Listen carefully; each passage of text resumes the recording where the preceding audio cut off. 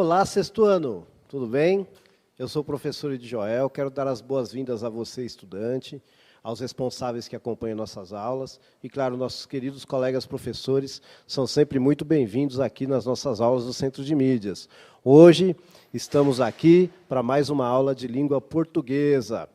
E o objetivo desta aula vai aparecer para você aí na tela, ó, está aí os objetivos desta aula. Ler em voz alta o texto. Dados comprovam aumento de eventos climáticos extremos em São Paulo, parte 1. Também vamos identificar a ideia central do texto e localizar informações explícitas no texto. E é claro que para conduzir essa aula, nós temos aqui a nossa especialíssima professora Elaine. Bom dia, alunos, professores, pais que nos acompanham, tudo bem? Hoje, então, nós vamos trabalhar aí o texto de divulgação científica. Por isso, o professor Edi Joel está aqui conosco para nos auxiliar. E já de antemão, eu sei que esse texto aí está bem denso para o sexto ano.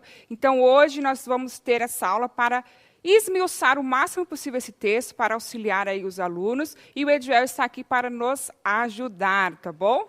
Então, vamos lá para iniciarmos compartilhando conhecimento. Então, temos aí algumas perguntinhas para vocês responderem, ok?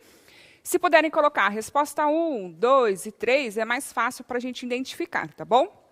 Então, a primeira perguntinha que nós temos aí. Para você, o que é ser um cientista? De forma bem simples, vocês vão colocar aí, tá bom? Será que é fácil ser um cientista? Justifique.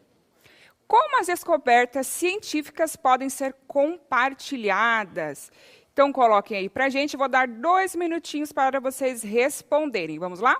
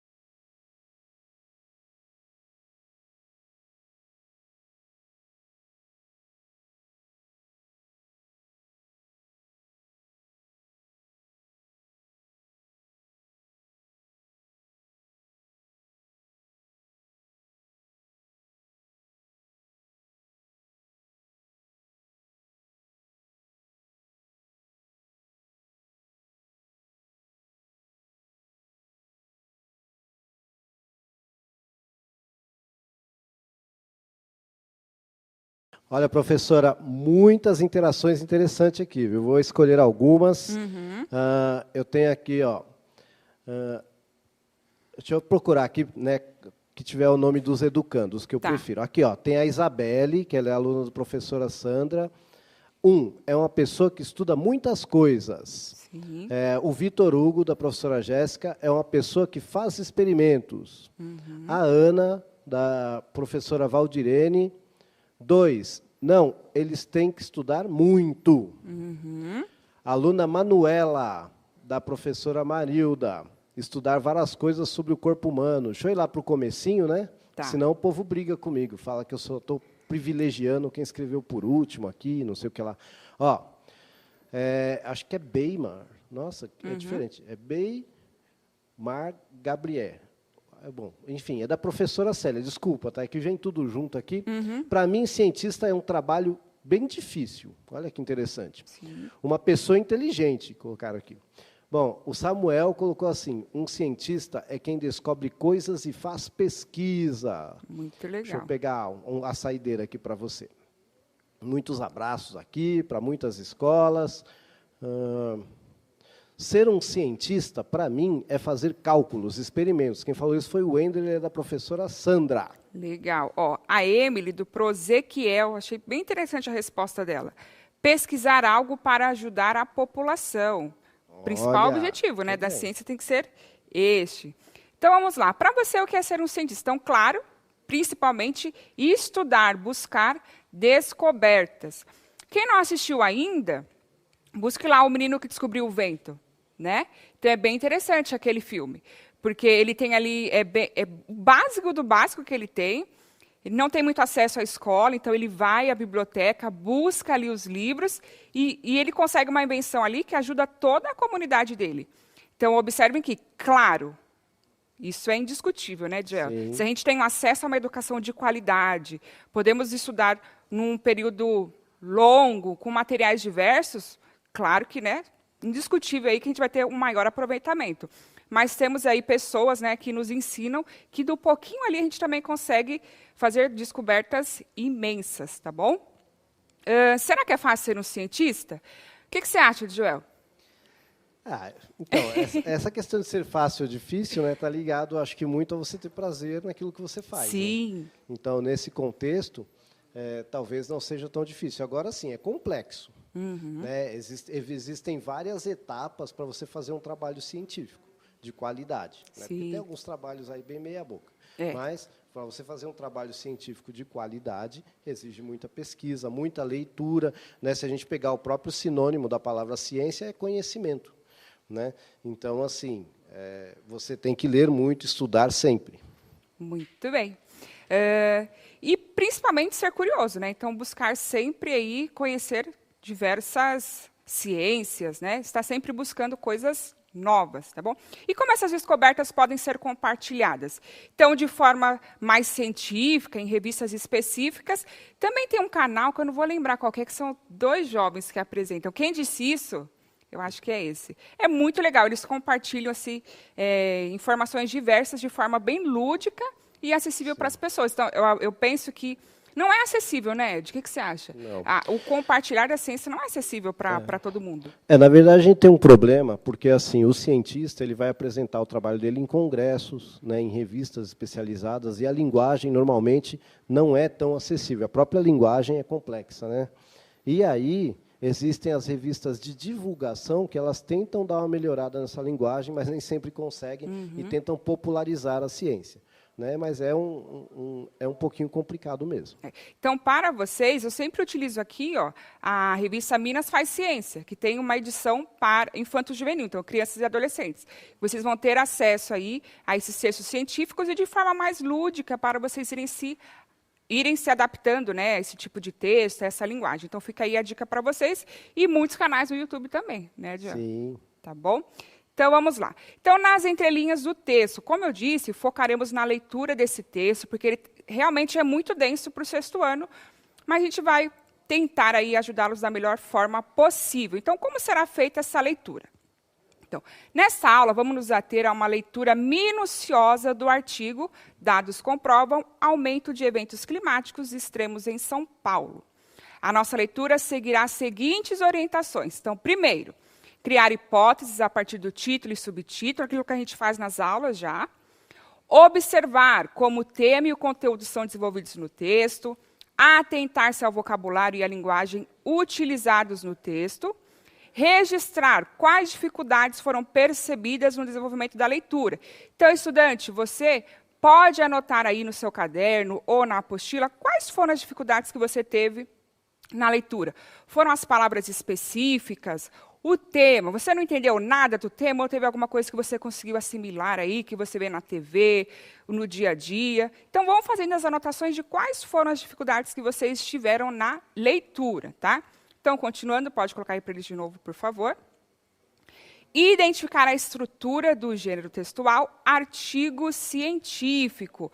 É claro que o texto que a gente tem aí no material está bem extenso, nós não vamos terminar a leitura, mas o pouquinho que a gente conseguir fazer de leitura, vamos nos aprofundar, tá bom? Então, temos aí, no primeiro momento, eu vou dar 1 minutinho para vocês. Nós já fizemos essa atividade antes, então nós temos o título. Dados comprovam aumento de eventos climáticos extremos em São Paulo.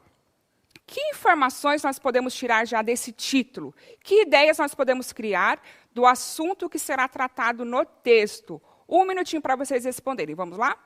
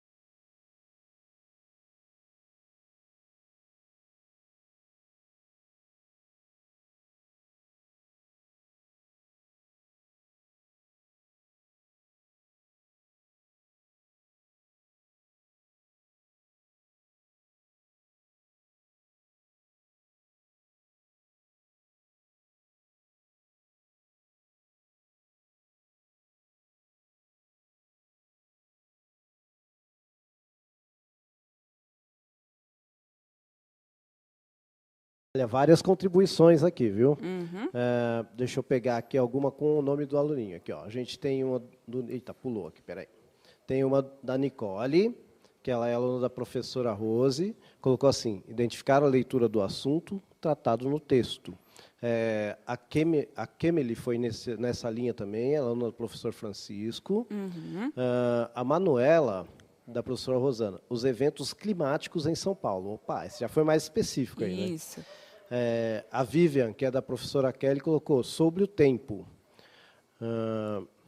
A Lívia, que é aluna da professora Cristiane, acho que é isso, colocou eventos climáticos. Okay. E é isso aí. Tá ótimo. Só corrigindo aqui, então, o nome do canal, o aluno Pedro, acho que é Pedro Moreira, da Pro Giovana, o canal que eu falei que é bem lúdico, assim, para vocês saberem um pouquinho de ciência, é Você Sabia, tá? Então, o nome do canal, se vocês quiserem olhar lá depois, é bem legal.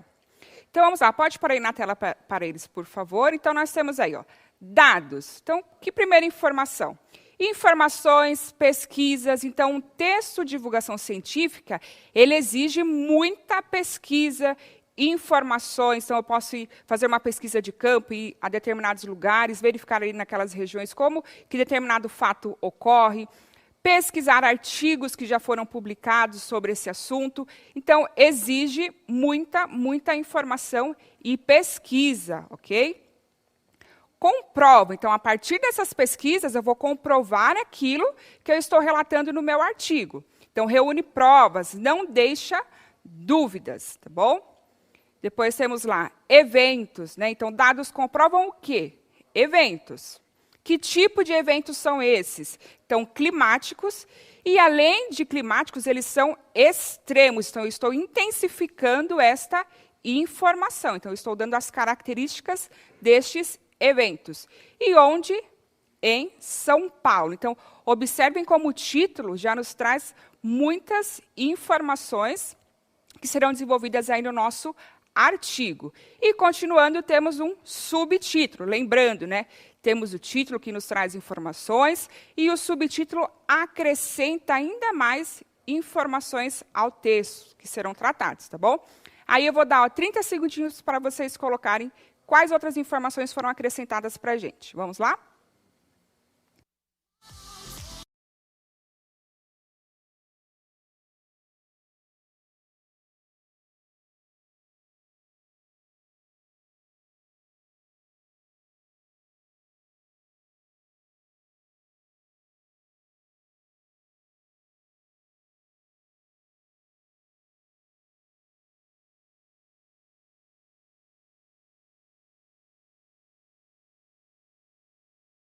Primeiro, mandar um abraço aqui para o pessoal do Maria Angélica Marcondes. Está dado o abraço. Abração.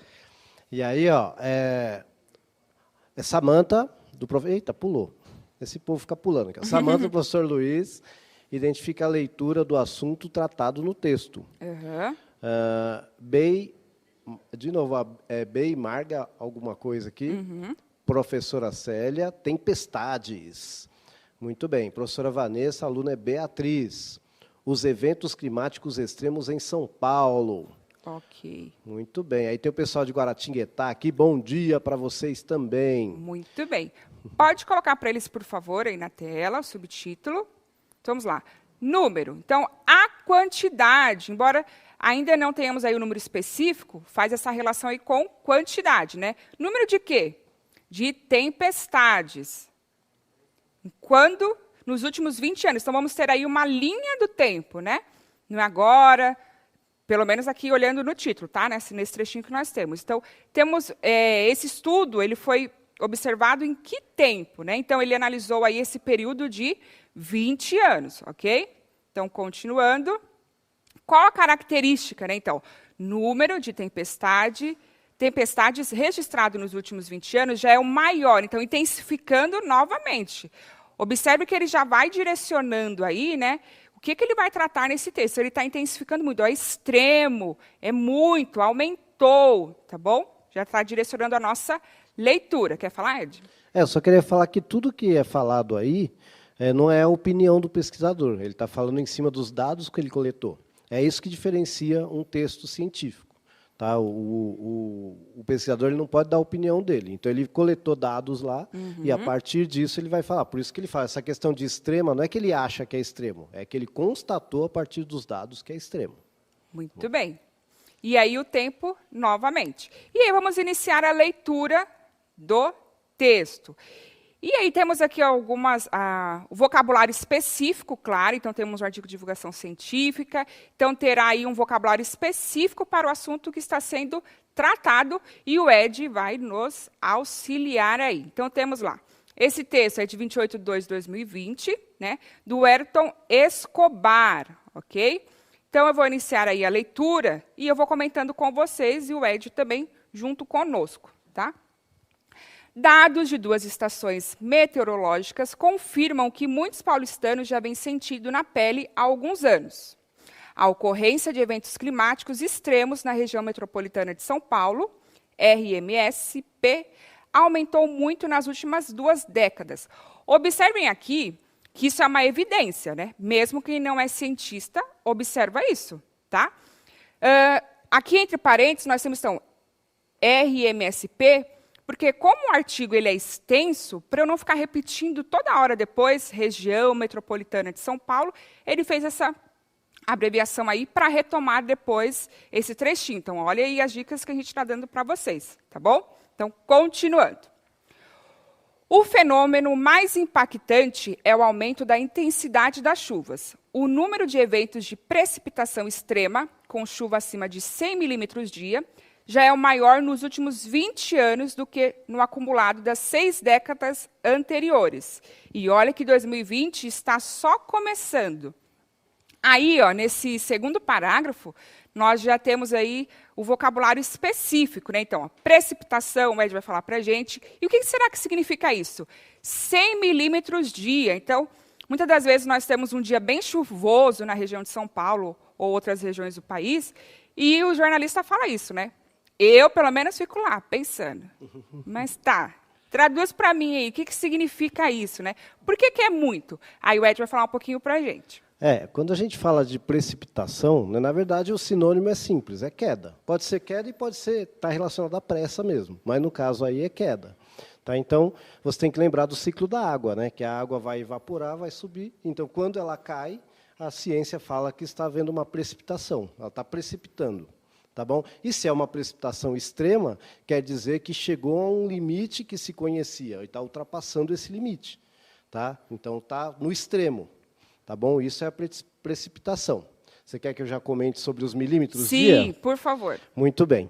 Então, o que acontece é o seguinte, existe uma medida que é feita, nessa ideia a gente vai até ensinar depois vocês, não nesta aula, mas a fazerem um aparelhozinho que é o pluviômetro, dá para fazer, é bem facinho, mas normalmente, essa medida é dada da seguinte forma, 1 milímetro por metro quadrado.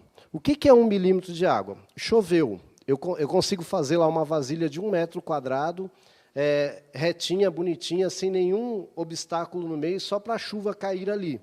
Tá bom? O que vai acontecer? Se chegar a 10 milímetros, vou colocar aqui, 10 milímetros é 1 centímetro. Não sei se consegue dar um close aqui. Né? Então, 10 milímetros aqui é 1 centímetro. Tá? Se chegar nisso aqui, quer dizer que choveu 10 litros em 1 metro quadrado.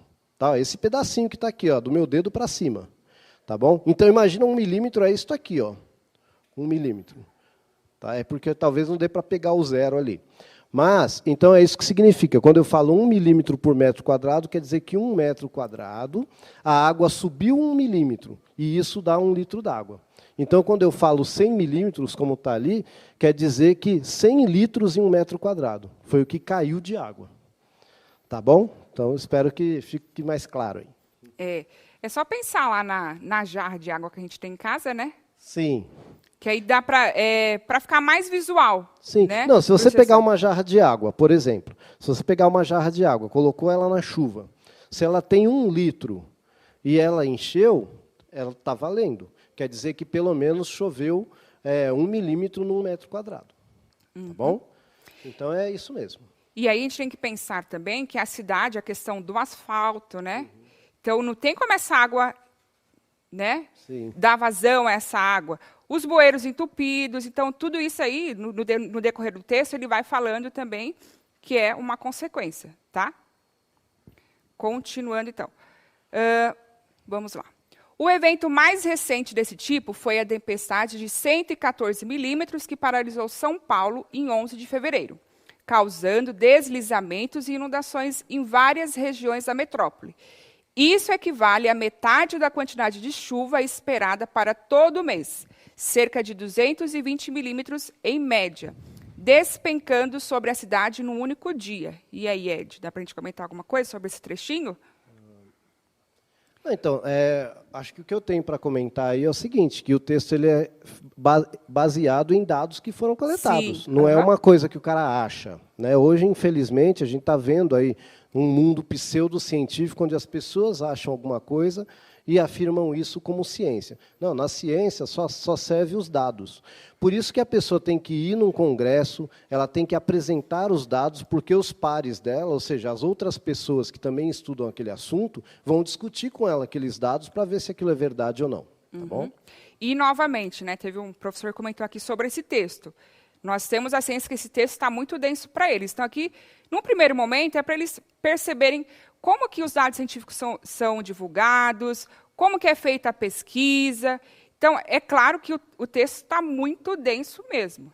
A gente tem plena consciência disso, né, Ed? Exato. Então, é só para ir dando umas dicas para eles, tá bom? E a gente vai aí, na medida do possível, indo devagarinho, não precisa se estressar, tá bom? Hoje ainda é terça, A ok? Pro Elisete colocou aqui, né, que a ciência não é achismo, são dados confirmados. É isso mesmo, Pro. Perfeito. Você pode ler aí esse segundo parágrafo, Ed, Então, por favor? Os dados são da estação meteorológica que o Instituto de Astronomia, Geofísica e Ciências Atmosféricas, IAG, da USP, mantém em operação desde 1932 no Parque de Ciência e Tecnologia, Cientec, em frente ao Zoológico de São Paulo, no bairro da Água Funda.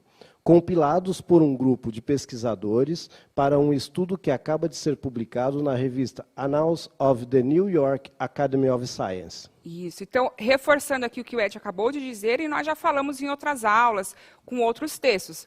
Então, ele traz aí um argumento, né, de autoridade, porque nós temos uma instituição forte, né, e que está ativa desde 1932. Além disso ter sido publicado em uma revista importante, né, Ed? Sim. Isso é extremamente importante. Hoje a gente tem várias ciências, várias revistas aí que são meio, dá para você contestar. Tá? Então, as revistas sérias, elas são sérias porque você manda um artigo para elas e elas vão passar para vários outros cientistas já renomados naquele assunto e eles vão avaliar o seu trabalho, vão te dizer quais são os erros. Às vezes você pega um artigo que ele demora 6 meses, 1 ano para ser publicado porque encontram erros a serem corrigidos. Isso, muito bem. E é sempre em conjunto, né, Ed? Embora tenha algumas pessoas aí que queiram pesquisar sozinhas, entre aspas, né? Porque é impossível. Como a gente falou, eu sempre tenho que buscar outras fontes. Sempre. E o tempo já acabou. Oh, que peninha. Então, nós fomos bem devagarinho aí, tá? Só para ter um primeiro contato com o texto. O Edjoel vai voltar em outras aulas conosco para nos auxiliar aí, dar umas dicas, até mesmo porque, né, é uma área aí mais específica para ele. Todas as áreas estão, a gente vai ensinar esses meninos a medirem chuva. A gente vai fazer um brinquedinho legal. Ok? Então, muito obrigada a todos, Edjoel, produção, pais, professores, alunos que nos acompanharam. Avaliem a nossa aula e quinta-feira estamos de volta. Ed? É isso aí, gente. Só tenho a agradecer e dizer que você pode e deve avaliar nossas aulas aí, ó, por esse QR Code, ou então pelo link aí, você entra lá e diz o que você gostou, o que não gostou, o que achou. Tá bom? E todos, desculpa, e todos podemos ser cientistas, ok? Nada é impossível, se a gente tentar, né? Sempre. Tchau, tchau, pessoal.